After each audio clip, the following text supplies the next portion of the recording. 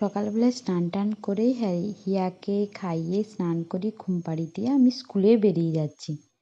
তো যাওয়ার সময় আমার শ্বশুরমশাই বললেন যে, বৌমা তোমার স্কুল আজকে আমি দেখতে যেতে পারি। ঠিক আছে। তো মিস্টার বিশোই আমাকে স্কুলে ছাড়তে যাচ্ছে। তারপর দেখি টিফিনের সময় দুই বাবা মা হিয়াকে নিয়ে আমার স্কুলে পৌঁছে গেছে।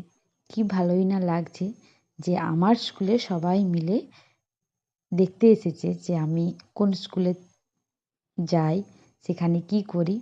তারপর হেড টিচার, আমাদের যে আরেকজন দিদি আছে সুজাতা দি, তাদের সাথে আলাপ হলো, পরিচয় হলো, সবার সাথে কথাবার্তা হলো। স্কুলের পরিবেশটা বললো খুবই ভালো, এত সুন্দর গাছ আছে চারিদিকে। এইভাবেই বাবা মা আমার স্কুল ঘুরে গেল। খুবই ভালো লাগলো যে আমার বাবা মা, শ্বশুরমশাই সবাই এসে খুব আনন্দ পেয়েছে যে আমি এই স্কুলে চাকরি করি বলে।